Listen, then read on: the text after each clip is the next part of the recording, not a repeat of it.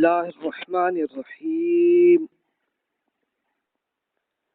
آج ہمارا ٹاپک شروع کر رہے ہیں جس کا آغاز ہے strategic planning in religious research. اب یہ کیا ہے؟ یعنی پہلا تو تعارف عرض کر دوں، یعنی ہے کیا کہ اسٹریٹجی کسے کہتے ہیں؟ یہ بیسیکلی ایک لیٹن زبان کا لفظ ہے اور اس کو سمپل الفاظ میں اردو میں اسے کہتے ہیں حکمت عملی، یعنی کس طریقے سے کیسے ہم کریں۔ ایکچولی یہ جو لفظ اسٹریٹجی ہے تو یہ بیسیکلی ایک ملٹری کے طریقے میں یہ لفظ ایجاد ہوا کہ کس ایکشن کو کیسے کس طریقے سے کیسے کر لیں، یہ تھا۔ اچھا، مسلمانوں کے ہاں پھر عربی میں حکمہ کا لفظ موجود تھا، قدیم عربی میں حکمہ کا مطلب وہی وزڈم، تو اب عملی کا مطلب عمل، یعنی عمل کرنا، ایکشن لینا، تو یہ تھا اس کا ٹاپک۔ تو یہ اب میں نے اس کا آغاز اسی ٹاپک سے شروع کیا ہے کہ اس میں آپ کی دلچسپی زیادہ ہوگی۔ اچھا، یہ انشاءاللہ اوور آل مقصد اس پورے لیکچرز اور پھر آگے کتابوں کا پلان یہ کہ سوشل سائنسز میں دین سے متعلق جو ایشوز ہیں ان علوم میں، تو ان کی ہم سٹڈیز کریں گے۔ یعنی دین میں اگر کوئی دین کی کوئی حکمہ، کچھ وزڈم، کوئی اسٹریٹجی کے بارے میں یا سوشل سائنسز سے متعلق کوئی احکامات ہیں تو اس کو امپلیمنٹ کرنے کے لیے کیا کرنا، تو اس کے لیے ہم انشاءاللہ سوشل سائنسز کی بہت ساری برانچز بن چکی ہیں، تو اس وقت میں نے 15 سوشل سائنسز کا جسٹ ایک لسٹ آپ کے سامنے آ رہی ہے۔ Sociology, political sciences, economics, finance, law and legislation یعنی قانون، جس کا بڑی حد تک لیکچر علم الفقہ میں کر چکے ہیں، سائیکالوجی یعنی نفسیات، اینتھروپولوجی کیا ہے کہ انسان کیسے پیدا ہوا اور کس طرح سے اس کا ایک معاملہ جو ہے وہ چلا، یہ انسان کے جسم کے بارے میں یہ پورا ہے۔ مینجمنٹ سائنسز، یہ ٹاپک میں نے سٹارٹ اس سے کیا ہے اور اسی کا ایک یہ حصہ ہے اسٹریٹجک سٹڈیز، یعنی آپ حکمت عملی کیسے اختیار کریں۔ اچھا، یہ ظاہر ہے کہ پریکٹیکلی آپ کو ابھی بھی ہوتا ہے نا، تو اس لیے آپ کا انٹرسٹ زیادہ ہوگا، تو اس لیے میں نے آغاز اس کے لیے کیا ہے۔ پھر اس کے بعد مینجمنٹ انفارمیشن سسٹمز، آپ کا اسپیشلی موجودہ زمانے میں جیسے اب ہم کمپیوٹر اور موبائل کے ذریعے یہ کرتے ہیں، تو اس میں سے بھی کچھ اہم دین سے متعلق کچھ معاملات چلتے ہیں، اور کیا کرنا ہے، کیسے کرنا ہے اور کیا نہیں کرنا، یہ ہم ڈسکس کریں گے آگے انشاءاللہ۔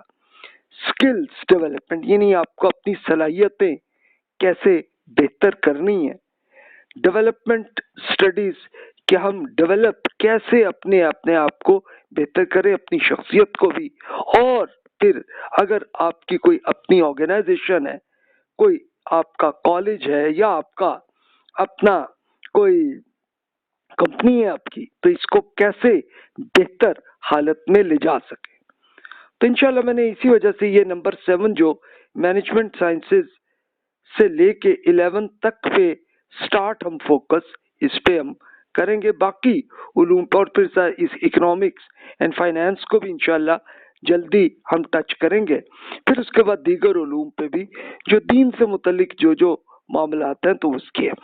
اچھا، آپ کہیں گے کہ یہ دین کا اس میں کہاں سے کیا تعلق بن گیا؟ یعنی اس کی بیسیکلی وجہ یہ ہے کہ بہت سارے دین سے متعلق علماء آپ کو کوئی بات کہتے ہیں کچھ کہتے ہیں اس میں، کوئی بات کرتے ہیں، کوئی عمل کرتے ہیں، تو کرتے کرتے وہ کہتے ہیں کہ نہیں بھئی یہ درست ہے، یہ دین میں درست ہے، یا یہ غلط ہے، یہ حرام ہے، یا اس طرح کا فرض ہے، اس طرح کے آتے ہیں نا الفاظ. تو ان میں اب ہوتا کیا ہے، اس کے لیے پوری ڈیپتھ سے آپ اگر سٹڈیز کریں گے ایک ان سارے علوم پہ، تو اس سے متعلق پھر دین سے متعلق جو جو معاملات ہیں اس کی ہم سٹڈیز کریں. آپ کہیں جی اس کی کیا ضرورت پڑی؟ وہ اس لیے ضرورت پڑی کہ ان سارے علوم میں دین سے متعلق کچھ ایشوز پیدا ہوتے ہیں. مثال میں آپ سے ایک شیئر کر لوں. ایک مثال ہے کہ جیسے یہ فائنانس کی ایک ایگزامپل دیکھ لیں. یعنی فائنانس ہے کیا؟ یعنی آپ اپنے معاش کو، اپنے فنڈ کو کیسے چلاتے ہیں. تو اس کے لیے دین سے کیا تعلق ہے؟ بھی دین میں خود قرآن مجید میں اللہ تعالیٰ نے یہ بتا دیا ہے کہ جناب آپ کے لیے یہ جائز حلال نہیں ہے. وہ کیا ہے؟ سود، انٹرسٹ، جس کو عربی میں الربا کہا جاتا ہے. تو یہ قرآن مجید میں اللہ تعالیٰ نے بتایا. آپ دیکھیں فائنانس سے متعلق ہو گیا نا قرآن کا ایک ایگزامپل. اسی طرح اسٹریٹجی سے متعلق بھی دین کے کچھ احکامات قرآن مجید میں یہ میں ابھی آپ سے شیئر کرتا ہوں. تو اسی طرح اور یہ سارے یہ جو 15 علوم جو سوشل سائنسز میں ابھی میں نے نوٹ کیے، ورنہ اور بھی ایڈ ہو جائیں گے، تو ان سب کو دیکھتے ہوئے جہاں جہاں بھی دین سے متعلق ہوئی ہے، تو بیسیکلی اب ہمارے اسلامک اسٹڈیز کے مقصد صرف یہ ہے کہ جو دینی عالم بن رہے ہیں تو وہ یہ چیزیں ضرور پڑھ لے تاکہ اس سے متعلق عام لوگوں میں جو بھی کوشچنز پیدا ہوں گے تو وہ ان کا جواب دے سکے. بس یہ مقصد ہے ان کا. اچھا، اور علوم فلسفی، فلسفہ، سوشل ورک کہ کیسے ہمیں لوگوں کی خدمت کیسے کرنی ہے، کرمینالوجی، یہ بڑا کریٹیکل انٹرسٹڈ ٹاپک ہے. یعنی جرم سے متعلق علوم وہ بھی بنے. یعنی ہم نے جرم نہیں کرنا بلکہ جرم کو روکنا جتنا ہمارے بس میں ہو، اس کے لیے ایک یہ انٹرسٹڈ ہے معاملہ. پیس اینڈ کنفلکٹ مینجمنٹ، یعنی امن اور لوگوں میں جو اختلاف ہو کے کبھی اگر جنگ کی حالت بھی بن سکتی ہے یا جنگ نہ بھی ہو تو تب کیا کرنا ہے. اب یہ کانفلکٹ مینجمنٹ اسٹڈیز کے اندر ہی اس کی ہم کچھ ڈسکشن کر لیں گے. اچھا، پھر آئیے ایجوکیشن پہ. تعلیم کیسے ہونی چاہیے، اس کا بہت کچھ تو ہم پہلے ڈسکس کر چکے ہیں پچھلے لیکچرز میں، لیکن مزید اس پہ بات ہوگی.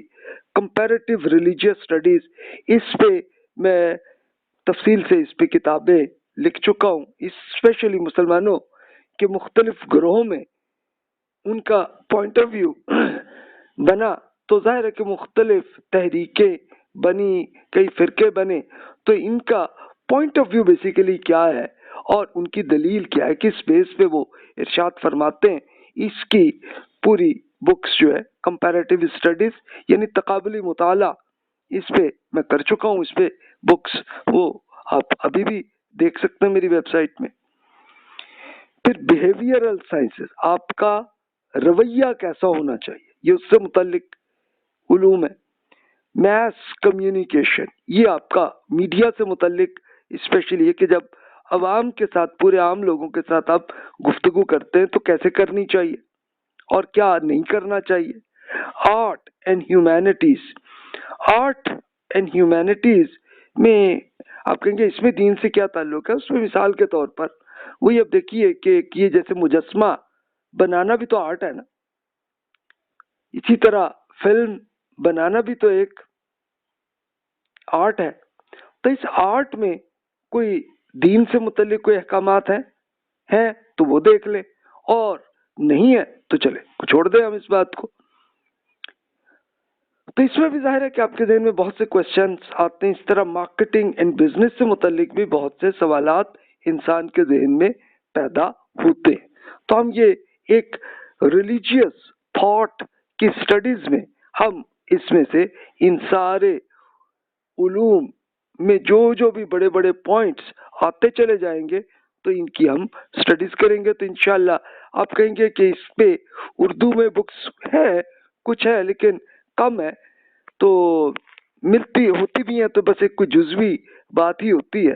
تو انشاءاللہ یہ لیکچرز مکمل کرنے کے بعد ہم پہ ارادہ ہے کہ اس پہ ایک باقاعدہ بکس بھی اس میں کر لیں تاکہ اگلی جنریشن میں جو مسلم علماء اسکالرس جو بھی ہوں گے تو وہ ان کے لیے فائدہ اٹھا سکیں گے. تو مقصد یہی ہے. تو آئیے اب ہم اپنی اسٹریٹجی پہ آتے ہیں. بات اب پہلے اردو میں سامنے آپ کو جو آ رہا ہے دینی علوم سے متعلق کیا حکمت عملی اختیار کی جا سکتی ہے، یہ کیوں ہے. اصل پہلی چیز ہے کہ ہم پہلے انٹروڈیوس تو کرائے نا کہ نیچر آف اسٹریٹجک مینجمنٹ ہے کیا. تو ہم سٹارٹ وہاں سے کرتے ہیں بات، وہیں سے دیکھتے ہیں کہ یہ کیا ہے. Strategy means a plan of action designed to achieve a long-term or overall aim. The word strategy is also used as an art of planning and directing overall military operations and movement in war or battle. اچھا اب یہ کہیں گے یہ کیا ابھی بات کیا ہے اس کا. یعنی دیکھیے کہ بیسیکلی اسٹریٹجی کا یہ آغاز ملٹری سے ہی ہوا کہ یار اس طرح سے جنگ کی پلاننگ ایسے کرے، اور پھر ڈائریکشن ہم اپنے پوری ملٹری کے سارے فوجیوں کو اس میں سے بتائے کہ یہاں سے تم آپ نے ایسے ایکشن کرنا ہے، آپ نے یہاں پہ اس جگہ پہ ایسے آنا ہے. اس کے لیے خود سیرت نبوی میں بھی آپ کو بڑی پیاری ایگزامپلز مل سکتی ہیں کہ جیسے جنگ احد میں رسول اللہ صلی اللہ علیہ وسلم نے ایک جنگ کے لیے ایک پہاڑ احد جو مدینہ منورہ کے پاس ہے کہ مدینہ منورہ پہ حملے کے لیے ایک فوج آئی تھی مکہ مکرمہ سے. تو اب رسول اللہ صلی اللہ علیہ وسلم نے اسٹریٹجی یہی اختیار کی کہ بھی اس میں ہم پہاڑ کے ساتھ اس جگہ پہ جنگ کر لیتے ہیں، اس لیے کیونکہ اس میں فائدہ کیا ہے کہ بیک سائڈ پہ پہاڑ ہے تو اب پیچھے سے کوئی حملہ نہیں ہوگا، اور اب آمنے سامنے کی یہ جنگ ہونی ہے تو وہ ہو. اچھا اور دوسرا ایک چھوٹا سا پوائنٹ احد کے پاس ہے کہ جس میں ایک چھوٹی سی پہاڑی ہے اور اس کے بیک پہ تھوڑی سی جگہ ہے.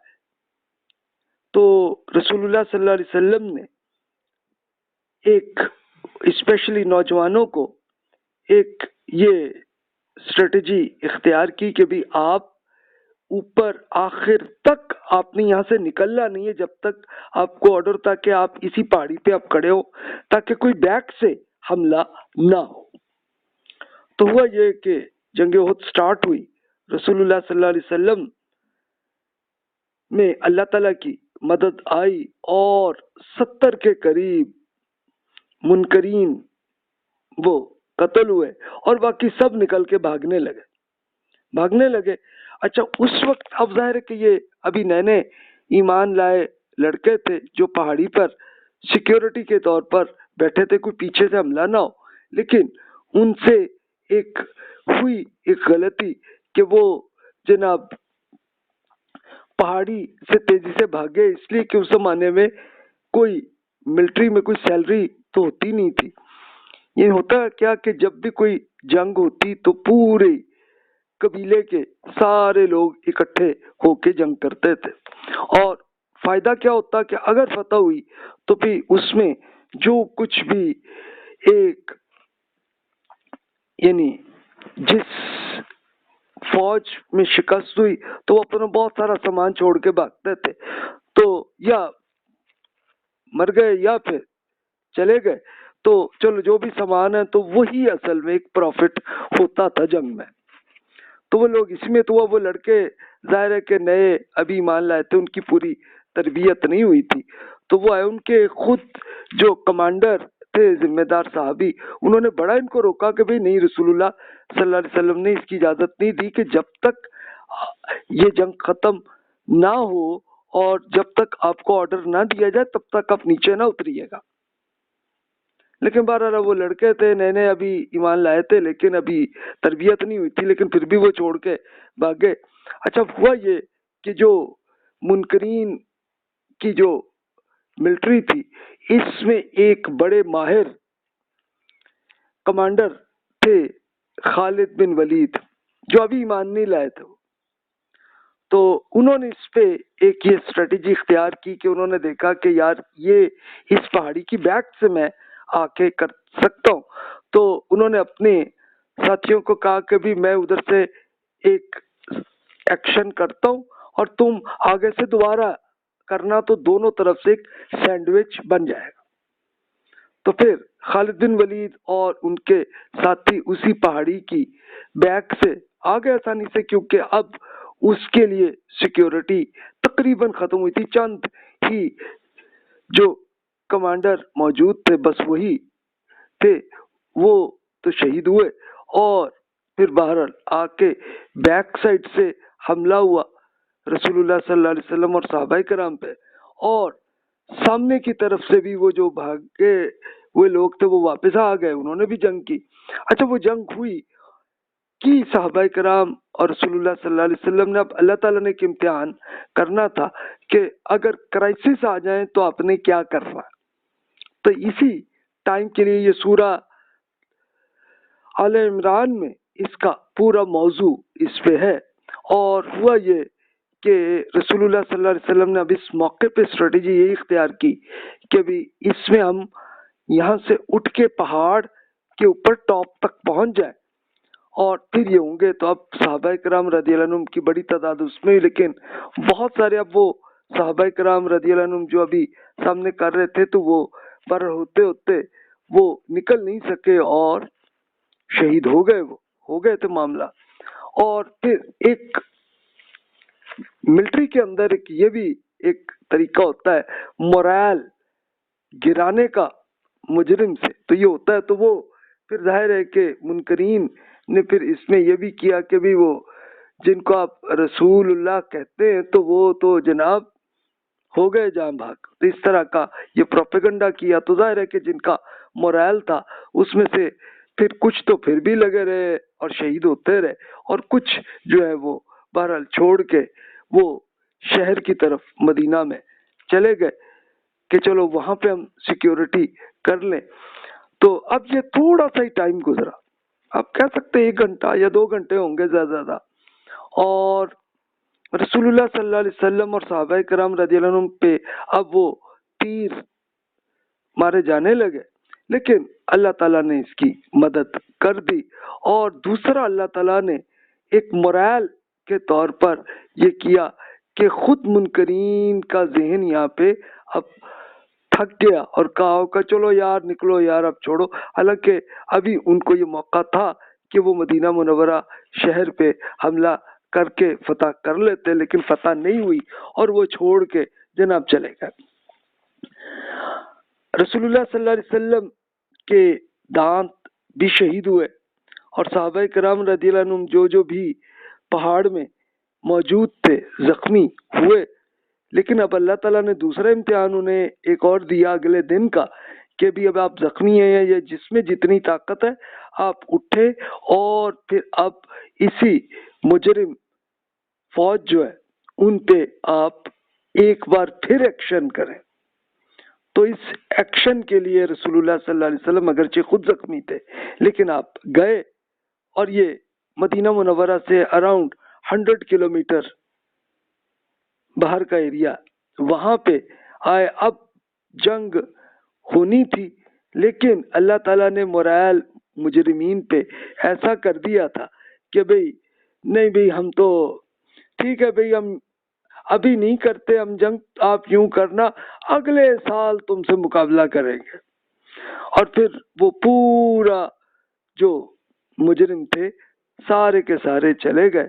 لیکن پھر آپ یہ دیکھیے کہ دلچسپی کے ساتھ معاملہ کچھ عرصے بعد یہ بھی ہوا کہ خود مکہ مکرمہ کے سب اہم ترین شخصیت وہ خود ایمان لائے، جیسے خالد بن ولید رضی اللہ عنہ، جنہوں نے جنگ احد میں بڑا ایک کام کیا تھا لیکن اب وہ لائے، اور رسول اللہ صلی اللہ علیہ وسلم نے انہیں اللہ کی تلوار کا ایک ٹائٹل بھی ان کو دیا، اور پریکٹیکلی پھر اللہ تعالیٰ کی مدد ایسی بھی آئی کہ پھر خالد بن ولید رضی اللہ عنہ نے پورا عراق، سیریا، فلسطین، یہ سارے علاقوں کو فتح بھی انہوں نے کیا، اور فتح کر کے پھر اب جو بھی نان مسلمز تھے تو ان پہ دعوت بھی کرتے ہیں، اللہ تعالیٰ کا پیغام بھی کرتے ہیں۔ تو یہ ایک چونکہ ملٹری کی یہ ایک حکمت عملی، ان کی اسٹریٹجی یہ تھی، لیکن اب آ کے پریکٹیکلی یہ ہوا کہ یہ صرف ملٹری تک ہی نہیں یہ چلتا، بلکہ اور کاموں میں بھی ایسا ہی ہے۔ مثلا ایجوکیشن میں بھی یہ اسٹریٹجی وہاں پہ بھی بنانی پڑتی ہے، بزنس میں بھی ایسا کرنا پڑتا ہے۔ اگر اس سے ہٹ کے آپ کوئی لوگوں کی خدمت کرنا چاہ رہے ہیں ٹرسٹ کے طور پہ، وہاں پہ بھی آپ کو اسٹریٹجی کرنی پڑتی ہے۔ اچھا، وہاں سے آپ نکلیں اور کچھ نہیں تو آپ ایک دعوت پہ دین اور ایجوکیشن اس کی آپ خدمت کر رہے ہیں تو اس کے لیے بھی کرنی پڑتی ہے۔ تو اسی لیے یہ اسٹریٹجی، تو میں اسی وجہ سے اس کو یہ کہا کہ دین سے متعلق یہ حکمت عملی کیا ہونی چاہیے، یعنی ایجوکیشن میں کیا ہونی چاہیے۔ تو یہ ایگزامپلز ہیں جو میں آپ سے شیئر کر رہا ہوں۔ اب آئیے، strategic management can be defined as the art and science of formulating, implementing, and evaluating cross-functional decisions that enable an organization to achieve its objectives.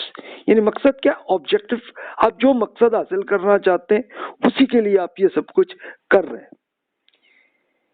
enable an organization، کیا آپ اپنی آرگنائزیشن کیا ہے کہ اب آپ اکیلے ہوں تو آپ اکیلے ہی آپ بن گئی آرگنائزیشن اب خود، لیکن پریکٹیکلی نہیں ہوتا، تو آپ کو اور بہت سے ساتھیوں کی ضرورت ہوتی ہے، تو جو مل گئے آ گئے تو پھر اب آپ کی ایک آرگنائزیشن بن گئی۔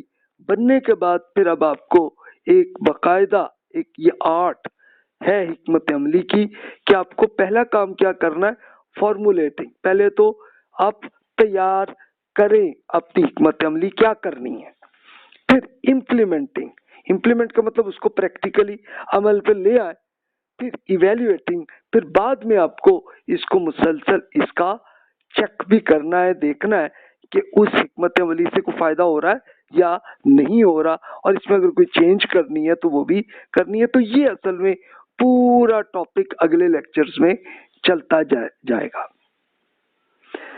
As this definition implies, strategic management focuses on integrating management, marketing, finance, accounting, production, operations, education, research, and development and information systems to achieve organization success.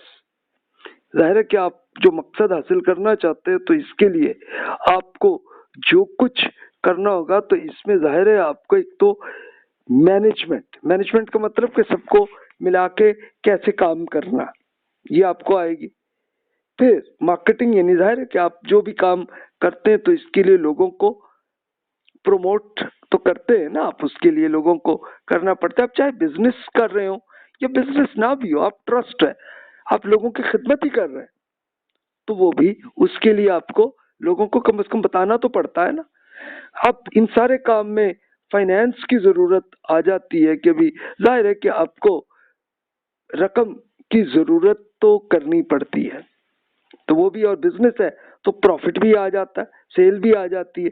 لیکن بزنس نہ بھی ہو تو چلیں، وہ کچھ نہ کچھ رقم آپ کے سارے دوست ساتھی وہ سب آپ دیں گے اکٹھے کر کے، پھر آپ اس کے خرچے آپ پورے کرتے ہیں۔ پروڈکشن آپریشنز، یعنی پروڈکشن کا لفظ وہاں ہوتا ہے کہ جب کوئی ایک چیز آپ تیار کر رہے ہیں، مثال کے طور پر آپ ایک کمپیوٹر آپ تیار کر رہے ہیں، بنا رہے ہیں، کنسٹرکشن کر رہے ہیں یا بلڈنگ بنا رہے ہیں۔ آپریشنز کا لفظ عموماً آتا ہے سروسز کے لیے کہ جب آپ سروس آپ کر رہے ہیں لوگوں کی، اگر مثلا ایجوکیشن ہے، یہ بھی تو ایک آپریشن ہے نا کہ آپ ان کی خدمت کر رہے ہیں. اچھا، یا اس طرح آپ نے ایک ہاسپٹل بنایا تو اس میں بھی تو آپریشنز اب کرتے ہیں کہ لوگوں کی خدمت ہی کر رہے ہوتے ہیں کہ بیماری ٹھیک ہو. اچھا، تیسرا ایک اور مثال ہے آپریشنز کی کہ جیسے آپ ایجوکیشن کے اندر آپ کے آپریشن جیسے یہ لیکچرز ہیں یا بکس آپ لکھ رہے ہیں، ڈلیور کر رہے ہیں. اچھا، بکس چلو بنانے میں آپ پروڈکشن کہہ لیں اسے. پھر ریسرچ بھی آپ کو کرنی پڑتی ہے کہ کہاں پہ کیا کرنا ہے، کیسے کرنا ہے، کیا چیز نہیں کرنی، کیا غلط ہے، کیا درست ہے. اس کا بڑا حصہ انشاءاللہ انہی لیکچرز میں جاری رہے گی ڈسکشن. اور پھر انفارمیشن سسٹمز آپ کو بہت ضرورت ہے کہ وہیں سے انفارمیشن آپ کی چلتی ہے. The term strategic management in this text is used synonymously with the term strategic planning. یعنی یہ سارا کچھ اسٹریٹجی کی پلاننگ کے لیے یہ سارے کام آپ کو کرنے پڑتے ہیں. اور پھر later term is more often used in the business world, whereas the former is often used in academia. یعنی اکیڈمیا کیا کہ یہ جو پڑھنے لکھنے والے لوگ جیسے پڑھتے لکھتے کتابیں، اور تو یہ ان کی بات ہے کہ وہ ایسے اس میں وہ بھی استعمال کرتے ہیں. اور اسی طرح بزنس جو کر رہے ہیں اپنا، اس کے اندر بھی یہ کرنا ہی پڑتا ہے ان کو. پھر ظاہر ہے کہ آپ کے یہاں بزنس ہو یا ایجوکیشن ہو یا آپ کچھ اور کام جو بھی کر رہے ہو، تو ای کامرس کا موجودہ زمانہ آ گیا. ای کامرس کا، ای کامرس کیا ہے کہ جس میں آپ انٹرنیٹ کے ذریعے لوگوں کو اپنی سروسز بھی آپ دے رہے ہوتے ہیں، اور لوگوں کی اگر آپ کا بزنس ہے تو آپ کو پھر رقم بھی مل جاتی ہے آپ کو، اور نہ ہو ٹرسٹ کے طور پہ آپ کر رہے ہیں تو فری میں آپ لوگوں کی یہ پورا کام کر لیتے ہیں. تو یہ ہے اسٹریٹجی میں یہ سارے کام.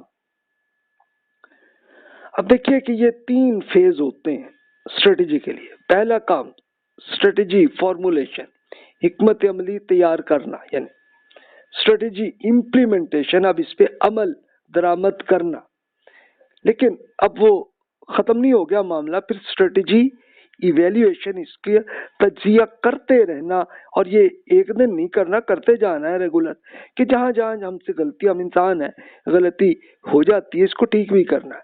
اچھا، آپ کہیں کہ بھی اس کو مجھے کیا ضرورت ہے؟ آپ کا اگر انٹرسٹ ہے اس موضوع پہ تو میں آپ سے یہ ایک ریکویسٹ کروں گا کہ آپ ابھی فرض کر لیجئے کہ آپ جو جس کام میں بھی آپ کا انٹرسٹ ہے تو آپ اس کے لیے ایک آرگنائزیشن آپ نہیں بھی بنایا تو آپ بنا لیں کہ بنا رہے ہیں.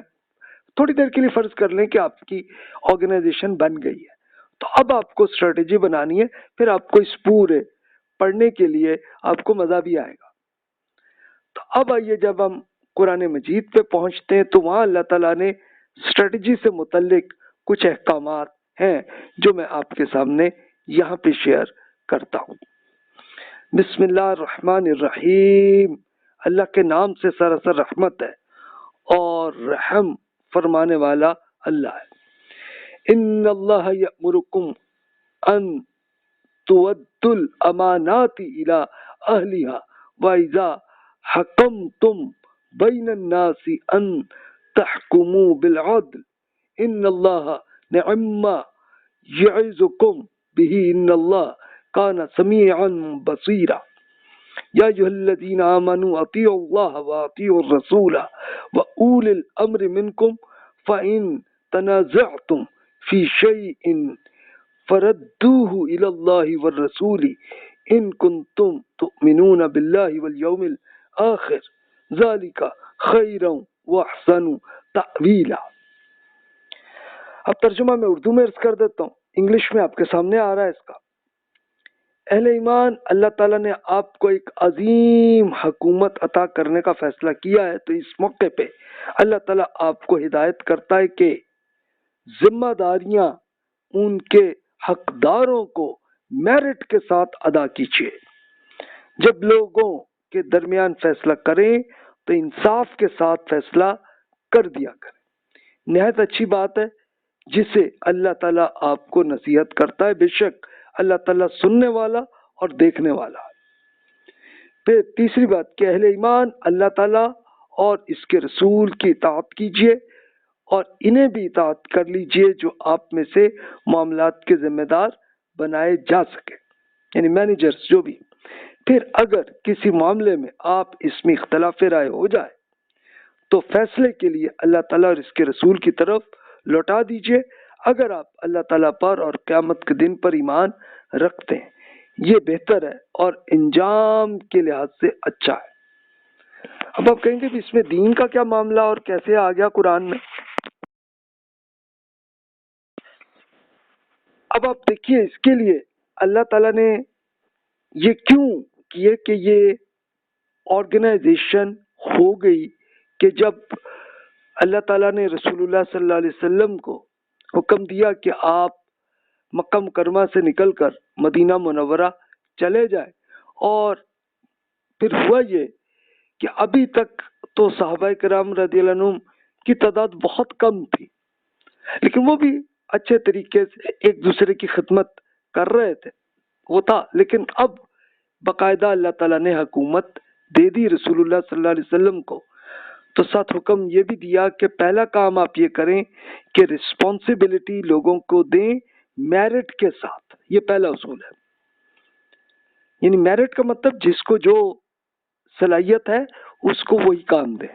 اور اب آپ یہ دیکھیے کہ پریکٹیکلی آپ رسول اللہ صلی اللہ علیہ وسلم کی سیرت، آپ کی ہسٹری اس میں پڑھتے ہیں تو یہ ایگزیکٹلی ہوا کہ رسول اللہ صلی اللہ علیہ وسلم نے ہر صحابی کو وہی کام دیا کہ جس میں ان کی صلاحیت اچھی ہو. مثال کے طور پر آپ دیکھیے کہ عمر رضی اللہ عنہ میں ایک ججمنٹ کی بڑی اچھی صلاحیت تھی تو ان کو جج بنایا. پھر اسی طرح ایک اسٹریٹجک پلاننگ کے لیے بڑی اچھی صلاحیت تھی خالد بن ولید رضی اللہ عنہ کو، تو جب وہ ایمان لائے تو رسول اللہ صلی اللہ علیہ وسلم نے انہی کو ایک ملٹری کی اسٹریٹجی کے طور پر ان کو ملٹری کا ذمہ دار میرٹ کے ساتھ بنایا. اچھا، پھر ظاہر ہے کہ جب ایک ملک بن گیا تو وہاں پہ بزنس کی ضرورت تھی، تو رسول اللہ صلی اللہ علیہ وسلم نے دیکھا کہ سب سے اچھی صلاحیت ہے ابو بکر صدیق اور عثمان رضی اللہ عنہما کی، تو ان کو یہ کہا کہ بھی آپ یہ کریں کام. اور صحابہ بھی جو جن کو بھی بزنس کی ایک ٹیلنٹ تھا تو وہ اسی لحاظ سے میرٹ کے ساتھ رسپانسبلٹیز دی. اچھا، پھر اور صحابہ کرام کو بھی جس کو جو صلاحیت اچھی تھی میرٹ کے ساتھ ہی دی ان کو. اس میں ایک بڑی اچھی پیاری مثال ہے فائنینس کی، بہت اچھی مثال ہے ابو عبیدہ رضی اللہ عنہ کی. اب ان کو ایک وزیر خزانہ ان کو بنایا. کیوں؟ فائنینشیل منسٹر کیوں ان کو بنایا؟ کہ رسول اللہ صلی اللہ علیہ وسلم نے یہ دیکھا کہ یہ ان کو اکاؤنٹنگ بہت اچھی آتی ہے اور بالکل صحیح طرح سے کیلکولیٹ کرتے ہیں اور کبھی امانت کے ساتھ یہ پورا کام کرتے ہیں.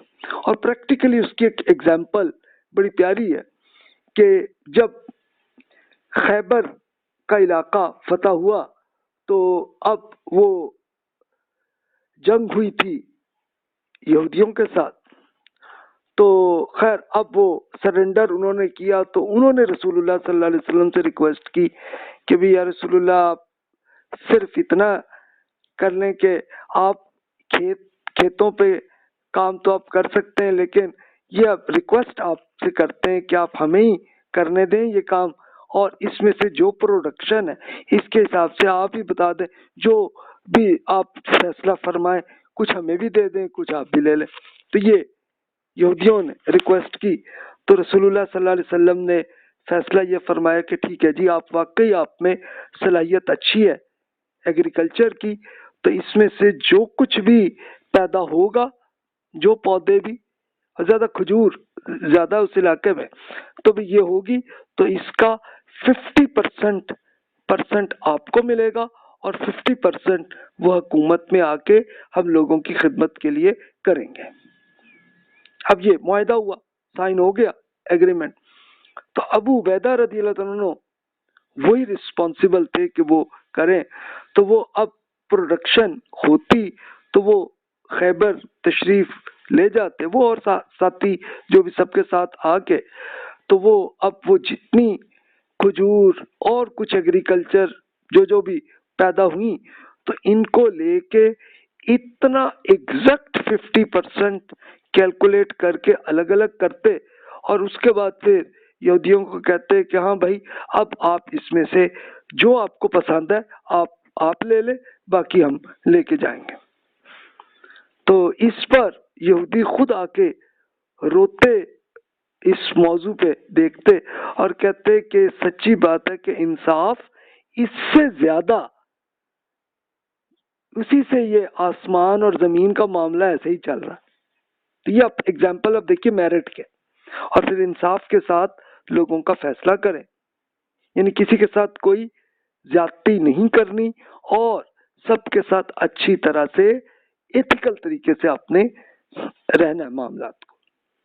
اچھا، پھر تیسرا سٹیپ یہ آیا کہ اللہ اور اس کے رسول کی اطاعت کیجیے، خاص طور پر اللہ تعالیٰ کے احکامات کا ہے قرآن مجید میں، رسول اللہ صلی اللہ علیہ وسلم کی اطاعت کیجیے کہ رسول اللہ صلی اللہ علیہ وسلم نے جو قیامت تک کے لیے لوگوں کو جو دیا تھا تو اس کے لیے سنت اختیار کی، اور سنت اسے کہتے ہیں کہ جس میں رسول اللہ صلی اللہ علیہ وسلم نے تمام صحابہ کرام کو پریکٹیکلی خود کر کے بھی دکھایا، ان سے کروایا بھی، اور پھر انہوں نے اس کے ساتھ ساتھ بتایا کہ اگلی جنریشن کو بھی آپ نے بتانا ہے۔ تو اس کے لیے یہی وجہ ہے کہ اس وقت سے لے کے آج تک اب 1444 ہجری اتنا گزر رہا ہے، اتنے سال، تو اتنے عرصے میں بھی کسی مسلمانوں میں کوئی اختلاف نہیں ہے۔ مثال ہے نماز کیسے پڑھنی ہے، کوئی اختلاف نہیں، روزہ ہے تو اس میں کوئی اختلاف نہیں ہے، زکوٰۃ ہے کتنی کیلکولیشن کرنی ہے اور کس کو کتنی دینی ہے اس کے لیے کوئی اختلاف نہیں، یہ سب سنت کا حصہ ہے۔ حج کرنا ہے تو کیسے کرنا ہے، پھر دعوت کرنی ہے دین کی، ایجوکیشن کرنی ہے، اس کے لیے رسول اللہ صلی اللہ علیہ وسلم نے ارشاد کیا تو ہوا۔ اور اب آپ کہیں گے احادیث، تو سنت کے بارے میں، ہر سنت کے بارے میں ہزاروں سینکڑوں احادیث آپ کو مختلف صحابہ کرام کی ہے اور اس میں کوئی اختلاف نہیں۔ آپ کہیں پھر یہ دین میں اختلاف کہاں سے آیا؟ اختلاف تب آتا ہے کہ جب ایک دینی حکم کو امپلیکیشن کرتے ہیں تو پھر انسان کا ذہن آتا ہے، وہ سوچتا ہے کہ یار یہ ایسے ہے، یہ ایسے، تو ہر انسان کا فرق آ جاتا ہے، تو اسی لیے اختلاف پیدا ہوتے ہیں، اور یہ کوئی بڑی بات نہیں ہے۔ اس کے لیے اللہ تعالیٰ نے اختلاف بھی آ جائے تو اس کے لیے بتایا کہ آپ اللہ اور اس کے رسول کی طرف لوٹا دیجئے۔ اب جب تک رسول اللہ صلی اللہ علیہ وسلم موجود تھے تو آپ کے لیے پھر یہی تھا کہ صحابہ کرام رضی اللہ عنہم میں خود اختلاف ہوتا تو وہ رسول اللہ صلی اللہ علیہ وسلم سے پوچھ لیتے کہ جناب یہ اس کو کیسے، آپ بتا دیتے، اور جب آپ اللہ تعالیٰ کے حضور چلے گئے تو پھر کیا ہوتا کہ پھر اس کے بعد جو معاملہ، اگر کوئی پرسنل معاملہ ہے تو ٹھیک ہے، ہر ایک کو جو درست لگ رہا ہے کرتا جائے عمل، نو پرابلم۔ ہاں اگر کوئی اجتماعی طور پر سب پورے مسلمانوں نے مل کے اگر کچھ کرنا ہے اس کے لیے پھر وہ گورنمنٹ نہیں چلتا، اور وہ گورنمنٹ ہی فیصلہ کرتے کہ بھی اس طرح سے ایسے کرنا۔ تو یہ بات ہے۔ اب آئیے آگے، ہم قرآن مجید کا دوسرا حکم، یہ سورہ تو شورا میں بہت امپورٹنٹ حکم ہے جس کو ایک اسپیشل ڈیسیژن میکنگ کا حکم اللہ تعالیٰ نے کیا ہے۔ یہ سورہ تو شورا میں یہ ہے، والذین یجتنبون کبائر الاسم والفواحش واذا ما عظموا هم یغفرون والذین استجابوا لربهم واقاموا الصلاة وامرهم شورى بینهم ومما رزقناهم ينفقون والذین اذا اصابهم البغي هم ينتصرون۔ وہ اہل ایمان ہیں کہ جو کہ بڑے گناہوں جیسے کھلی ہوئی بے حیائیوں سے بچتے ہیں، اور جب بھی کبھی غصہ آ جائے تو ایسے لوگ ہیں کہ درگزر کر جاتے ہیں۔ وہی لوگ ہیں کہ جنہوں نے اپنے رب کی دعوت پر لبیک کہی ہے، نماز کا اہتمام رکھا ہے، ان کا نظام یعنی ایک ڈیسیژن میکنگ ان کے باہمی مشورے پر مبنی ہے، اور ہم نے جو رزق انہیں اللہ نے جو انہیں عطا فرمایا ہم نے اس میں سے ہماری راہ میں خرچ کرتے ہیں۔ وہ لوگ صحابہ کرام کے جو بدلہ اس وقت لیتے ہیں کہ جب ان پر زیادتی کی جائے۔ جب آپ دیکھیں کہ یہ رول کیسے ڈیسیژن میکنگ جو کہ اسٹریٹجی تبھی ڈیسیژن میکنگ سے ہی چلتی ہے نا، تو اس میں آپ نے یہ کرنا ہے۔ اس میں خاص طور پر ایک جو تین ایک طرح کے الفاظ ہیں، امرہم شورا بینہم، جس کا مطلب کیا ہے کہ ایک ڈیسیژن میکنگ کو باہمی مشورے پر آپ نے یہ کرنا ہے۔ اور اب آپ دیکھیں کہ رسول اللہ صلی اللہ علیہ وسلم اس پہ اتنا شدت پہ عمل کرتے تھے، یعنی اگر تو اللہ کا حکم آ گیا تو ٹھیک ہے، اللہ تعالیٰ کے حکم پہ کیا، لیکن اللہ تعالیٰ کا حکم نہیں آیا تو پھر صحابہ کرام رضی اللہ عنہم کو اکٹھا کر کے پورا معاملہ کرتے، فرماتے آپ بتائیے کہ کیا کرنا ہے، کیسے کرنا ہے۔ صحابہ کرام اپنے حساب سے جو بھی وہ کہتے، تو اس میں پھر ایٹ دا اینڈ رسول اللہ صلی اللہ علیہ وسلم میجورٹی کے لحاظ سے ہی فیصلہ کرتے تھے۔ اس کی ایک بڑی پیاری ایگزامپلز ہیں کہ جیسے جنگ احد کا موقع آیا، احد میں ہی آپ دیکھیں ایگزامپل کہ دو اوپینینز سامنے آئیں کہ ایک تو یہ تھی کہ ہم شہر کے اندر سیکیورٹی کے طور پر یہ جنگ کر لیتے، یعنی سیکیورٹی ایسی کر لیں، لیکن جو نئے ایمان لائے تھے اور لڑکے تھے انہوں نے بڑی کی کہ جناب یا رسول اللہ کھلی طریقے پہ ہی ہمیں کرنی ہے، جنگ کرنی چاہیے ہمیں۔ تو رسول اللہ صلی اللہ علیہ وسلم نے، اب وہ نئے ایمان لائے تھے اور لڑکے تھے، لیکن رسول اللہ صلی اللہ علیہ وسلم نے ان کی میجورٹی کے لحاظ سے اسی پہ فیصلہ فرمایا کہ ٹھیک ہے بھائی باہر چلتے ہیں۔ اور اب آپ سیکیورٹی کے طور پہ آپ نے وہی کیا کہ پہاڑ کی کو اپنی بیک پہ رکھ کے اور پھر ایسی وہ جنگ کی جس کی ابھی بات ہوئی۔ اسی طرح ایک اور ایگزامپل آپ دیکھیے کہ جیسے جنگ بدر کے لیے پہنچے تو رسول اللہ صلی اللہ علیہ وسلم نے ابھی یہ سوچا کہ یہاں پہ ہم اپنا کیمپ جو ہے ملٹری کا یہاں لگاتے ہیں اس کے، تو اس وقت ایک صحابی جو کہ بہت مشہور شخصیت نہیں ہے، انہوں نے یہ مشورہ عرض کیا کہ یا رسول اللہ میں اس پورے علاقے کو بہت اچھی طرح سے سمجھتا ہوں، دیکھا ہوا ہے میں نے ایک ایک چیز، تو اگر پلیز آپ یہاں سے تھوڑا سا آگے آ کے اور اس جگہ پہ آ جائے تو وہاں پہ پانی کا چشمہ ہے، تو پھر کیا ہوگا کہ ہمیں پانی ملتا جائے گا، اور دوسرا یہ کہ تھوڑی سی ذرا سی ایسی جگہ ہے کہ سیکیورٹی اچھی ہے وہاں پہ۔ تو رسول اللہ صلی اللہ علیہ وسلم نے ان کے مشورے کو فوراً قبول فرمایا اور وہاں جا کے آرام سے سیٹل ہوئے وہیں پہ۔ پھر اس کے بعد جنگ ہوئی۔ اب یہ جگہ کہاں ہے؟ ابھی آپ گوگل میپ میں آپ بدر شہر پہ ایک پوری وہ حصہ بھی آپ کو دیکھ سکتے ہیں کہ جہاں رسول اللہ صلی اللہ علیہ وسلم نے جہاں پہ پھر سیٹل ہو کے کیمپ بنایا تھا وہاں پہ مسجد بنی ہوئی ہے، آپ دیکھ سکتے ہیں ابھی۔ تو یہ دیکھیے کہ اس طرح سے دین کے حکم اسٹریٹجی سے متعلق ہی ہیں۔ تب آپ دیکھیے اس کا رزلٹ بھی آپ دیکھ لیجئے، یہ آپ دیکھیے کہ یہ گرین کلر بالکل براؤن کلر کا یہ جو ڈارک ہے، تو یہ وہ علاقہ ہے کہ رسول اللہ صلی اللہ علیہ وسلم کے زمانے میں اتنی بڑی فتح یہاں پہ ہوئی تھی۔ اس کے بعد ابو بکر، عمر اور عثمان رضی اللہ عنہم کے زمانے میں یہ والا جو ہے ایریا کہ ایران سے لے کے لیبیا تک فتح یہ ہو گئی تھی۔ اس کے بعد پھر یلو کلر وہ ہے کہ جس میں فتوحات ہوئیں، جو اسپیشلی معاویہ رضی اللہ عنہ کے زمانے میں افغانستان کا بڑا حصہ اور الجزائر اور موروکو تک حکومت آئی۔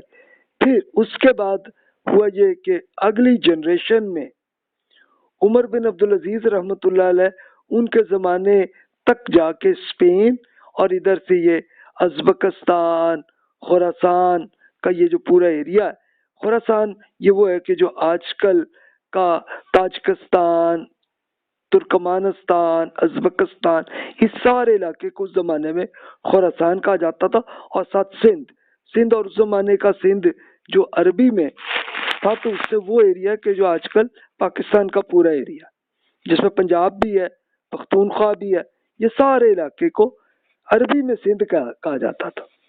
تو یہاں فتوحات ہوئی۔ تو یہ آپ دیکھیں کہ عین قرآن مجید کے لحاظ سے رسول اللہ صلی اللہ علیہ وسلم اور صحابہ کرام رضی اللہ عنہم نے اس پہ عمل کیا تو رزلٹ یہ آیا۔ اس کے لیے آپ پوری ٹائم لائن دیکھیں تو آپ یہ بھی دیکھ سکتے ہیں کہ اس کے بعد تو یہ ہوا کہ اگلی جنریشن میں بھی فتح ہوئی، اور پھر رائز آف مسلمز، یہ پیریڈ 150 ہجری سے 656 پہ مسلمان دنیا کی سپر پاور بنے رہے 767 to 1258 CE تک۔ اس کے بعد مسلمانوں میں اسٹیگنیشن آ گئی۔ اسٹیگنیشن کیا کہ بس جناب ہم مزید نہیں سوچنا، کچھ نہیں کرنا، کوئی اسٹریٹجی اور نہیں، بس جو ہوا اس پہ عمل کرتے جاؤ، یہ رہا۔ اس کے بعد پھر ہوا کیا کہ at the end political rise تو ہوئی مسلمانوں کی اچھی رہی، لیکن سویلائزیشن ڈکلائن، ہماری ڈکلائن ہو گئے، کمزوری آنے لگی، اور پھر ایکسٹریم پیریڈ وہ آیا کہ جو ایکسٹریم ڈکلائن کہ سب سے بڑا زوال مسلمانوں کا ہے، یہ 1800 سے لے کے 1950 تک یہ وہ زمانہ ہے۔ اور اس کے بعد آج کل کا زمانہ ہے ریکوری پیریڈ۔ ابھی ہم ریکوری کے پیریڈ میں 1950 سے لے کے آج تک، یعنی ابھی بھی ہم کوئی ظاہر ہے کہ ہم کوئی سپر پاور تو نہیں بنے، لیکن آہستہ آہستہ مسلم ممالک میں ریکوری ہو رہی ہے۔ اس کو آپ اسی ٹائم لائن کو ہسٹری میں یہ دیکھ سکتے ہیں، یعنی ہم ایک دنیا کی سپر پاور بنی رسول اللہ صلی اللہ علیہ وسلم نے عین قرآن کے انہی احکامات پہ عمل کر کے، پھر جب ہم نے قرآن کو چھوڑا تو پھر ہم آہستہ آہستہ کمزور ہوتے ہوتے یہاں آ گئے۔ اس کے بعد اب ریکوری کا پیریڈ آ گیا۔ پولیٹیکل اعتبار سے دیکھیں یا علمی اور فکری اعتبار سے دیکھیں، دونوں اچھا۔ یہ پولیٹیکل اعتبار سے تھوڑا سا ہوا تھا کہ زوال ہوئی، لیکن تھوڑی سی بہتر حالت ہو گئی تھی پولیٹیکلی، لیکن علمی طور پر ہم بہرحال زوال پہ ہی رہے۔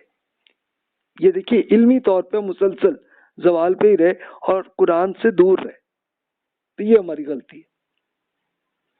اب آئیے اب کہیں کہ جناب ہم تو اسٹریٹجی کی بات کر رہے تھے، اب تو دین پہ، تو یہ اصل میں دین کے اعتبار سے بڑے ایشوز جو ہم اسٹریٹجی سے متعلق ہے تو وہ بات ہے۔ اب ہم اس پہ آتے ہیں کہ اسٹریٹجی فارمولیشن جو پہلا سٹیپ تھا نا، جو میں نے آپ کو یہ 3-4 سٹیپس آپ کو بتائے تھے کہ یہ ہمیں کرنا ہے۔ پہلا کام اسٹریٹجی تیار کرنی ہے، فارمولیٹ کرنا ہے کہ کیا کرنا ہے، یہ پہلا کرنا ہے۔ دوسرا اس پہ عمل کرنا ہے، اور تیسرا کام اس کا تجزیہ کرنا ہے۔ تو اب جناب پہلا کام ہمیں کیسے کرنا ہے تو یہ ہے، اس کے لیے یہ اس کو پوری تفصیل سے الگ الگ لیکچرز ہوں گے۔ سمپل الفاظ میں یہی کا پہلا کام آپ کو کرنا ہے ویژن اینڈ مشن۔ ویژن کیا ہے کہ مقصد کیا ہے، آپ کیا کرنا چاہتے ہیں، اور مشن یہ ہے کہ عمل کیسے کرنا ہے۔ اس موقع پہ آپ کو کرنی ہوگی SWOT انالیسس۔ SWOT انالیسس کیا ہے؟ Strengths and weaknesses. ہمارا اسٹرینتھ کیا ہے، کیا مضبوطی ہے ہمارے ہاں، اور ویکنیسز کیا ہے ہمارے ہاں، کیا کمزوری ہے۔ پھر پورے ماحول میں، یعنی اپنی آرگنائزیشن، اپنے آپ کو، اپنی ذات کو اور اپنی آرگنائزیشن کو چھوڑ کے باہر آپ دیکھیے کیا اپارچونٹیز ہے، کیا موقع ہے کہ آپ کو اچھی ہم فائدہ اٹھا سکتے ہیں، اور تھریٹس کیا ہے کہ جہاں پہ نقصانات ہو سکتے ہیں۔ رسک مینجمنٹ یہاں پہ ایک الگ ٹاپک شروع ہو جاتا ہے، اس کو بھی ہم آگے انشاءاللہ ڈسکشن کریں گے۔ اچھا اب کہیں اپارچونٹیز کیا ہے؟ اپارچونٹیز مثال اب ہم دیکھتے ہیں رسول اللہ صلی اللہ علیہ وسلم کی زمانے میں اپارچونٹی یہ تھی کہ جس وقت رسول اللہ صلی اللہ علیہ وسلم نے، ایک تو یہ تھا کہ آپ کی نبوت سے پہلے ہی آپ کا تعلق سارے قبیلوں سے اچھا تھا، اور سارے تمام عرب علاقے کے سارے قبیلے کہتے تھے کہ جناب واقعی مکہ مکرمہ کے سب سے بڑے ایماندار بزنس مین جو ہے یہ محمد ہیں، سارے سمجھتے تھے، سب کا بڑا اچھا تعلق تھا، اور رسول اللہ صلی اللہ علیہ وسلم نبوت سے پہلے بھی یہ کرتے تھے، یعنی آج کل کے عمان سے لے کے اور فلسطین تک آپ کا بزنس چلتا تھا، خود تشریف لے جاتے تھے، وہ کرتے تھے، تو یہ معاملہ تھا، تو یہ اپورچونٹی تھی، اللہ تعالیٰ نے اسی لیے آپ کو اس کا نبوت دی کہ تاکہ آپ اللہ کا پیغام پہنچائیں، اور ان کے پیغام پر ایک دم تو ظاہر ہے فوراً ایمان سارے نہیں لائیں گے، لیکن کچھ تو فوراً لے آئے، لیکن کافی ٹائم لگا، اراؤنڈ 23 ایئرس تک لے جا کے پورے عرب کے تمام لوگ ایمان لے آئے۔ اچھا، تھریٹس کیا تھے؟ کہ ظاہر ہے کہ اس وقت عرب علاقے میں مختلف قبیلوں کے لیڈرز وہ اپنی لیڈرشپ ہی چاہتے تھے، اور پھر عرب علاقے کے قریب ہی دنیا کی سپر پاور رومن امپائر تھی، اور دوسری پرشین امپائر تھی جو ایران کی وہ تھی، اور وہ اپنی طاقت، وہی آلریڈی پہلے ہی ان کی بڑی زبردست طاقت تھی، تو وہی سپر پاور اپنی آپ کو مینٹین کرنا چاہتے تھے۔ یہ خطرہ تھا، یہ تھریٹ تھی، یہ بات کے ماحول میں آپ دیکھیے۔ لیکن اپنی اسٹرینتھ کیا تھی؟ رسول اللہ صلی اللہ علیہ وسلم کی اسٹرینتھ سب سے بڑی کیا تھی؟ کہ آپ پر سارے لوگ جتنے بھی آپ کو جانتے تھے کہ جناب امانت اور صداقت یہ صرف امین اور صادق کا یہ ٹائٹل ہی عام عرب لوگوں نے کیا ہوا تھا کہ یار اتنی سچائی اور اسے کرنے والا کوئی بھی نہیں ہے بھی بندہ۔ اچھا، ویکنس کہیں تو ویکنس یہ تھی کہ جو ایمان لائے تو وہ بہت کم ایمان لائے تھے شروع میں، اور پھر یہ بھی تھا کہ ان پر اب لیڈرشپ مکہ کی وہ اب ان پہ تشدد بھی کرنے لگے، اب جو بالکل غلام تھے تو وہ ویک تھے تو ان پہ تو ایک جسمانی تشدد کرتے، اور سائیکولوجیکل ٹارچر جو ہے وہ تو سارے صحابہ کرام پہ کرتے۔ اب یہ ویکنس تھی، لیکن اس کو کس طرح سے رسول اللہ صلی اللہ علیہ وسلم نے کیسے مینج کیا کہ یہ ویکنسز کو کرنے کے لیے جو غلام تھے ان کو خود اپنے پیسوں سے خرید کے ان کو انڈیپینڈنٹ آزاد کر دیا، اور پھر ان سب کو فرمایا کہ بھی آپ یہاں سے ہجرت کر لیں، یہاں سے نکل کے آپ چلے جائیں افریقہ میں، ایریٹریا کے ایریے میں، کہ وہاں کے بادشاہ وہ حضرت عیسیٰ علیہ السلام پر ایمان لا چکے ہوئے ہیں اور بڑے اچھے ایتھیکل لوگ ہیں، آپ آرام سے امن کے ساتھ رہیں گے۔ تو چلے گئے۔ پھر تھوڑے عرصے بعد یہ ہوا کہ اللہ تعالیٰ نے حکم دیا کہ اب جا کے مدینہ چلے جائیں تو آپ امن اور سکون کے ساتھ آپ رہیں گے۔ تو ٹارچر یہ ہو گیا۔ پھر ہر قبیلے کے لوگ جو ایمان لاتے تو وہ مدینہ آ جاتے۔ تو ویکنسز کا حل یہ رسول اللہ صلی اللہ علیہ وسلم نے اللہ تعالیٰ کے حکم سے کیا، اور پھر جو اپنی اسٹرینتھ تھی وہ اسٹرینتھ مزید بڑھتی گئی، جیسے صحابہ کرام آتے گئے تو پھر اب اس کی سیکیورٹی کے لیے تعداد بڑھتی گئی۔ اب ایک تھریٹ خود مدینہ میں تھا کہ بہت سارے منافقین پیدا ہوئے اور وہ کرتے رہے، تو رسول اللہ صلی اللہ علیہ وسلم ان کو بہت اچھے طریقے سے اس کو مینج کرتے رہے، ایتھیکل طریقے سے محبت کے ساتھ ان کو کرتے رہے، اور ایٹ دین سارے منافقین بھی سچے مخلص بن گئے۔ یہ قرآن مجید کا موضوع ہے، خود آپ سورۃ النساء میں بھی پڑھ سکتے ہیں، اور اس کا رزلٹ آپ سورہ توبہ میں پڑھ سکتے ہیں۔ اس کے بعد آئیے اسٹریٹجک فارمولیشن۔ اب فارمولیشن میں کیا کرنا ہے؟ ایلوکیشن اینڈ ریسورسز، یعنی آپ کے پاس کیا موقع ہے اور کیا ریسورسز ہے، کیا آپ کے پاس وسائل کیا کیا ہے. وسائل کیا ہے؟ فائنینشیل ریسورسز بھی ہو سکتے ہیں. پھر اس کے ساتھ ساتھ آپ کو یہ ہے کہ اس کو آپ کیسے استعمال، فائنینشیل بھی ہو سکتے ہیں، کوئی آپ کی بلڈنگ بھی ہو سکتی ہے ایجوکیشن کے لیے، وہ بھی ہو سکتی ہے. اور یہ معاملہ ہو سلسلہ آپ کا لیپ ٹاپ ہے، انٹرنیٹ ہے، یہ بھی تو آپ کا ریسورس ہے نا. پھر ورکس ٹو انٹر ریٹین، یعنی کام شروع کرنا اور پھر اس کو سنبھالے رکھنا ہے، کرتے جانا ہے. یہ نہیں کہ بس ایک بار کیا اور کر کے بھول گئے چھوڑ دیا، نہیں جی، کرتے جائیں. اس کے بعد پھر ڈائیوسٹ لیکویڈیٹ ایگزسٹنگ اسٹریٹجی، جو پہلے ہی آپ کی پرانی اسٹریٹجی تھی اس کو ختم کریں اور اب آپ کریں، لیکن مسلسل آپ کو ساری عمر تک ری چیک کرنا ہے. اور جہاں جہاں انسان ہے نا، انسان سے جو غلطی ہوتی ہے اس کو بھی ٹھیک کرتے چلے جائیں، کرتے چلے جائیں. اور ایٹ دا اینڈ جب آپ کوئی موقع نہ رہے بالکل، تو اس کے بعد تو پھر آپ کو ڈائیوسٹ ختم ہی کرنا ہے جو کام بھی آپ کر رہے ہیں، جو اسٹریٹجی بھی ہے.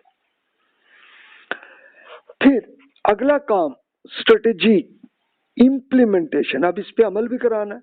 تو اس کے لیے آپ کو کیا کرنا ہے؟ Requires consensus to perceive the goal, پورے اتفاق رائے کے ساتھ ہی آپ یہ کریں. یہ دیکھیں وہی جو قرآن پاک میں اللہ تعالیٰ نے حکم جو دیا ہمیں، جس پہ رسول اللہ صلی اللہ علیہ وسلم نے عمل کیا، وہ یہ تھی وَأَمْرُهُمْ شُورَى بَيْنَهُمْ، کہ ڈیسیژن میکنگ کے ساتھ ہی آپ، مشورے کے ساتھ ہی آپ فیصلہ کریں. یعنی یہ نہیں کہ ایک آپ کے ذہن میں جو آئیڈیا آیا تو ساروں کو چلو بھی لازمی کرو. اگر تو آپ اکیلے ہیں تو چلو ٹھیک ہے، لیکن اگر آپ مختلف لوگ ہیں تو سب سے لے کے مشورہ کے ساتھ آپ فیصلہ کریں. پھر اس کے بعد انکلوڈس ڈیولپنگ سپورٹو کلچر، ایک دوسرے کی مدد کرنے کی خواہش موجود ہونی چاہیے لازمی. یعنی آپ کے جتنے ساتھی آپ کو مل گئے بن گئے تو سب میں ایک دوسرے کے ساتھ دوست بھی ان کو بنا دیں، ان سے اچھا تعلق بنا دیں کہ ایک دوسرے کی ہیلپ بھی کرتے جائیں. یعنی سارے ہر ایک کو کوئی نہ کوئی پرابلم تو ہو سکتی ہے نا، تو اس کی سارے مل کے آپ بھی ان کی ہیلپ کریں اور دوسروں کی بھی کریں. پھر interpersonal and managerial skills and critical skills, یہ ایک الگ ٹاپک آئے گا کہ آپ کو اپنی صلاحیت کیسی ہے کہ سارے لوگوں کو ساتھ آپ کام کرا سکتے ہیں. اور اگر اختلاف ہو جائے، آپ پہ کوئی تنقید کوئی کرے تو اس کو آپ نے کیسے کرنا ہے، اس کے لیے خود ایک اٹ سیلف کئی لیکچرز کی ضرورت ہے، جس کو ہم کریں گے انشاءاللہ آگے، کہ آپ کو اپنی صلاحیتیں کیسے بہتر کرنی ہے اور پھر آپ نے کہاں پہ جو اگر کوئی اختلاف آئے تو کیسے کرنا. پھر requires high over all motivation, کہ اپنے اندر بھی ذہن میں ایک حوصلہ افزائی آپ کے اپنے ذہن میں بھی ہونی چاہیے اور لوگوں کو، آپ کے ساتھیوں کی بھی موٹیویٹ آپ کرتے چلے جائیں. اس کے بعد حکمت عملی کا تجزیہ بھی کرنا ہے، اسٹریٹجی ایویلیویشن، یعنی اب آپ نے جو سوچا، جو پلان کیا، اپنی حکمت عملی کا اس پہ عمل کیا، اس کا رزلٹ بھی دیکھتے جائیں. ایک انٹرنل اسیسمنٹ بھی کریں، خود آپ اپنے آپ کا تنقیدی طور پر تجزیہ کریں کہ کہاں اس کا اچھا، کس کام پہ کیا اچھا فائدہ ہوا، کس میں کیا نقصان ہوا. اور اس کے ساتھ ساتھ ایکسٹرنل اسیسمنٹ بھی کریں. ایک تو یہ کہ آپ کسی اوروں کا بھی آپ تجزیہ کر سکتے ہیں، کسی اور آرگنائزیشن کو دیکھیں کہ ان کو کیا فائدہ ہوا، کیا نقصان ہوا، تاکہ ہمیں بھی ایک اندازہ ہوگا ہمارے ہاں کیا غلطی ہے. اچھا، اس کے ساتھ ساتھ پھر آپ یہ بھی کر سکتے ہیں، کچھ ایک اسٹریٹجی کے اسپیشلسٹ ایک کنسلٹنٹس ہوتے ہیں تو آپ ان کی ہیلپ بھی لے سکتے ہیں کہ وہ آپ کا بھی تجزیہ کر کے اور وہ پوری انڈسٹری کی صورتحال دیکھ کے سارے کے سارے اور آپ کے جو کمپیٹیٹرز ہیں ان کی صورتحال دیکھ کے آپ کو رپورٹ کر دیتے ہیں، بتا دیتے ہیں کہ ہاں جی یہاں آپ کی کمزوری ہے اور یہاں پہ جو آپ کے مقابلے میں جو دوسری آرگنائزیشن ہے ان کی یہ چیز اچھی ہے. اچھا، کمپیٹیٹر میں یہ کمزوری ہے اور آپ کے یہاں یہ اچھی ہے. تو یہ تجزیہ آپ کرتے جائیں، یہ ختم نہیں ہونا چاہیے، جبکہ جب تک آپ زندہ ہیں تب تک آپ نے اس کو کرنا ہے. خود اپنی ذات کو بھی یہ کریں، اپنی آرگنائزیشن کو بھی کریں. پھر میجرنگ پرفارمنس، اپنے عمل کی نوعیت کا آپ حساب بھی کرتے جائیں، دیکھتے جائیں.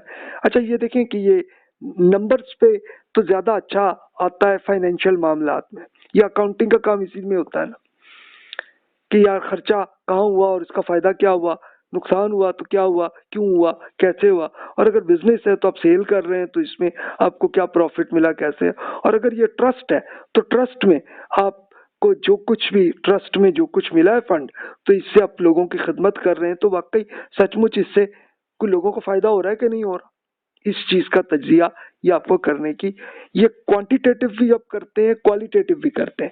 کوالیٹیٹیو انالیسس یہ ہوتا ہے کہ جس میں ظاہر نمبرز نہیں ہوتے، لیکن آپ کو یہ پتہ چل جاتا ہے یہ اچھا ہے، یہ غلط ہے، یہ چیزیں صاف۔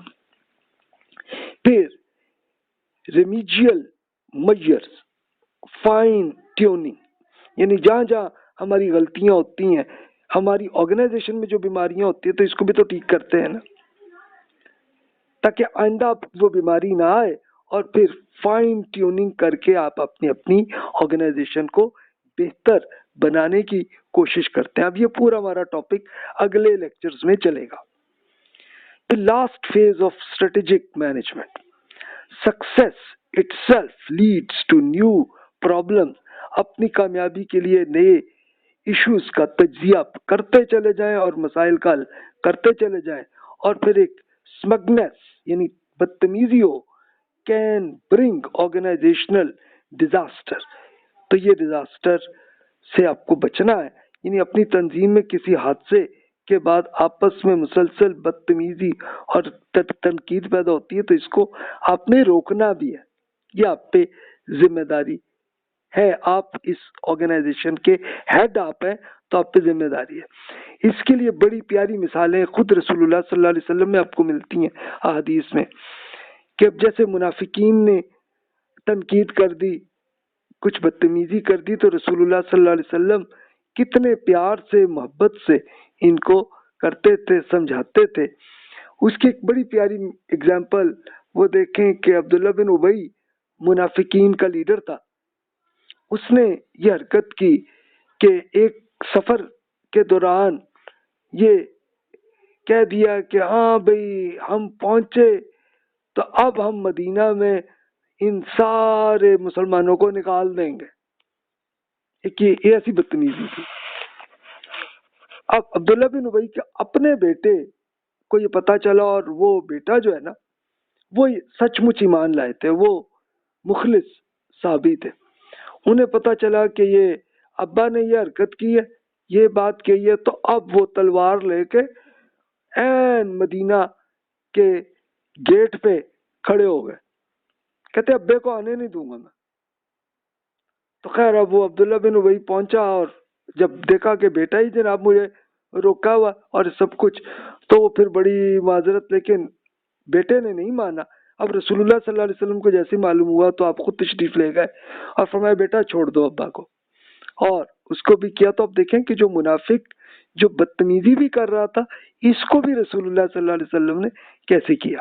اچھا اب وہ خود عبداللہ بن ابی کچھ عرصے بعد خود ہی مر گیا، تو موت سے پہلے اس نے کیا کہ یا رسول اللہ کچھ آپ کر دیں میری ہیلپ، اور اس کے لیے آپ کی چادر مجھے بڑی پسند ہے۔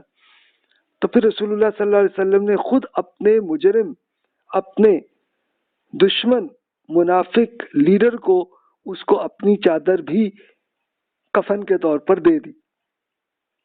تو یہ دیکھیں یہ ایٹیٹیوڈ ہوتا ہے، یہ ایٹیٹیوڈ ہوا تو پھر رزلٹ کیا ہوا کہ وہ تو جو عبداللہ بن ابی کا جو معاملہ اللہ سے ہونا ہے وہ جانے، اللہ جانے، لیکن اور جو منافقین جو ان کے اسسٹنٹ تھے جو کچھ، تو ان کو اندازہ ہو گیا کہ یار ہمارا ہی لیڈر ہی ہمیں گمراہ کر رہا تھا، تو آہستہ آہستہ وہ ایمان بھی لے آئے۔ یہ ہوتا ہے اسٹریٹجی کے ایک اسپیشلسٹ پیٹر ڈرکر، جو واقعی جن کو کہا جاتا ہے کہ پچھلے صدی میں سب سے بڑے ماہر اسکالر ہیں، وہ کہتے ہیں the prime task is to think through the overall mission of a business, کہ پرائم ٹاسک یہ جب تک آپ میں ایک اپنا ایتھیکل اچھے طریقے سے مورائل کے ساتھ آپ یہ کرتے ہیں تبھی آپ کا بزنس کامیاب ہوتا ہے، ورنہ نہیں ہوتا.